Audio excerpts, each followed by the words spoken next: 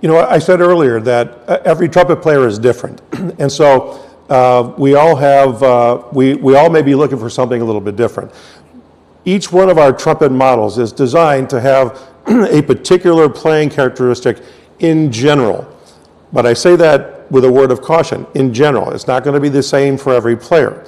So even though we design them to have their own unique response, brightness or breadth of sound, those types of things, there are some things the way we make it that give it those qualities, right? But the player's interaction with that will be different from player to player.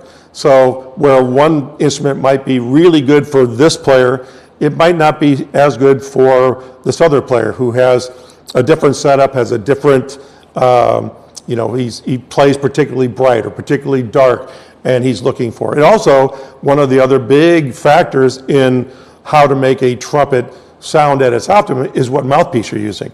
A mouthpiece can change the sound of a trumpet faster than anything else on the instrument changing. So finding the right mouthpiece for you as a player that gives you the best sound, the best range, all of the things that you need to do as a player, then you have then put it with an instrument that has all of the specifications that give you the sound characteristic you want. So a 190-37 or the M37X, those instruments are quite different. So the 190 is kind of like the 180-37, which is a great all-around trumpet. It's going to be good for just about everything, right?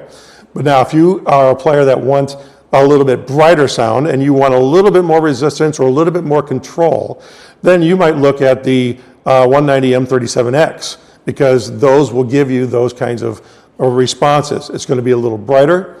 It's going to be a little bit more focused, a little more directional. When you start going up to the bigger bell throats, like the 72s, then you're going away from brighter, you're getting darker. So if you're a player that plays on the bright side and you want to warm up your sound, a 72 bell might be really good for you. The 190 72X is a great playing trumpet for all-around uses, but a lot of people, I've seen commercial players use it. I've seen symphonic players or classical players use it. So it's just a matter of what you like. When you get to the 65 and the 65GV, you see many, many more jazz players tending to go towards that instrument because it's just kind of the biggest, warmest, darkest, fluffiest sound that a Bach trumpet that you can get. So again, it just depends on what you're playing, where you play, how you play, and what you need. When you get to then C trumpets, and you're at a level, if you're a hobbyist who's looking for just a great C trumpet, we have a lot of them, and you may look at any of the new 190C trumpets, and depending on which sound you like, that's the trumpet you will prefer.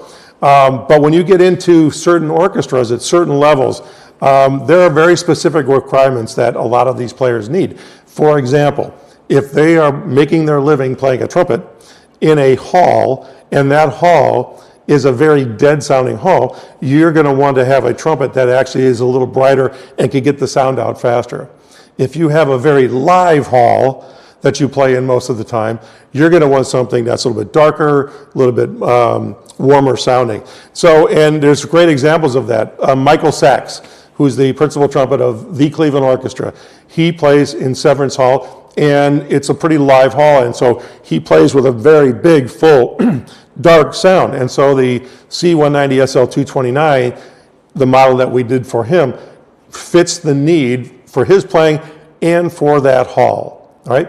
So if that gets too dark for some players, but they like that big, fat orchestral sound, then you move to the C190 SL229X, because that has the reverse fin de bono bore. The X bore, it's got a little bit heavier bell. It's got the standard weight bell. It's got a little bit lighter bell on it.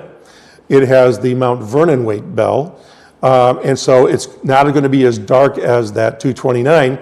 And it gives you a little bit more open feeling and focus of the X wrap on the trumpet, right? And then you move to the brighter instruments. If you have halls that need a little bit more zing to the sound, then you can go to the C190 SL229V. I'm sorry, the C190 SL229F. All right, so that is an instrument that has a standard weight bell, but it has a narrow wrap on it, and it has a very quick sound. It's a little bit brighter in character. And then you get to the C190 SL229C, which is the Chicago C trumpet that we did for Esteban Batayan, who's the principal of the Chicago Symphony.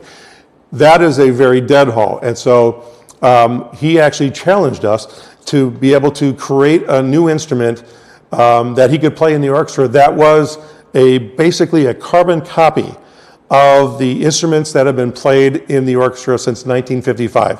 In 1955, Vincent Bach made a series of instruments that he brought to the orchestra, and they bought 4 of them, and the orchestra still owns them, and they are still used in the orchestra today, all right?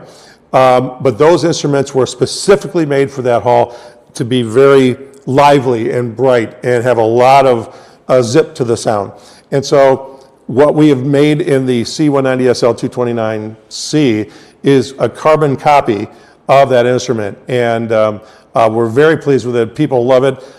We've even copied the characteristic shorter first valve slide and shorter third valve slide, like the Chicago Symphony trumpet, so that you have more tuning options on particular orchestral excerpts. So if you want to play the 1955 instrument that has been played by Bud Herseth throughout the end of his career, and then with Esteban Batayan, all you got to do is buy a new C190 SL229 C trumpet, and you're going to know what that instrument feels like because it's a carbon copy of that. So yes, the bell numbers and all of these instruments make a big difference. So you got to find what's right for you as a player.